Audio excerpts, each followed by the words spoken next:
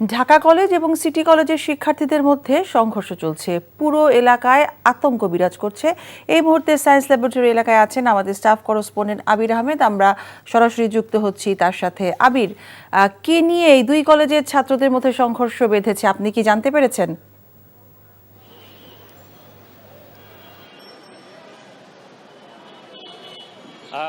বেলা 11টার দিকে city college ও ঢাকা কলেজের এই সায়েন্স ল্যাব এলাকায় সংঘর্ষের ঘটনা ঘটেছে। সংঘর্ষ কেন হয়েছে সেটা এখনো জানতে পারা যায়নি, তবে প্রত্যক্ষদর্শীরা বলছেন যে হঠাৎ করেই ঢাকা কলেজ ও সিটি কলেজের মধ্যে এই সায়েন্স ল্যাব এলাকায় তাদের সংঘর্ষের ঘটেছে। হয়তো জেরেই এমন ঘটনা ঘটতে পারে বলে প্রাথমিক ধারণা করেছে তারা। এদিকে ঢাকা কলেজের শিক্ষার্থীরা তারা এসে এই এলাকাতে এই সিটি কলেজের সামনে তারা ইট পার্কেল ছুঁড়েছে।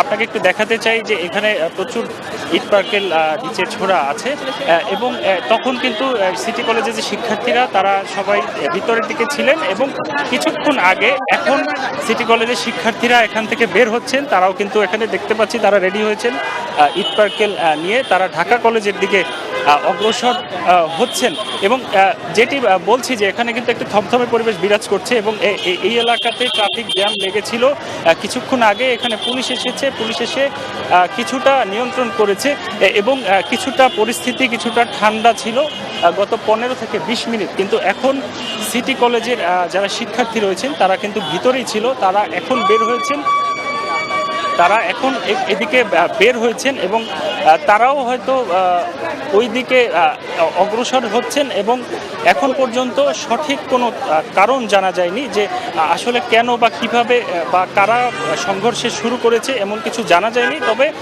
প্রত্যক্ষদর্শীরা যেটি বলছেন যে পূর্ব শত্রুতার জেরে আসলে এমনটি হতে পারে।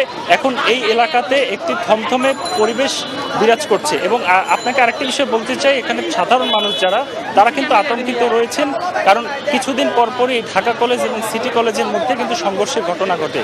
মিতা, জানছিলাম ঢাকা কলেজ এবং সিটি কলেজের শিক্ষার্থীদের সংঘর্ষের খবর।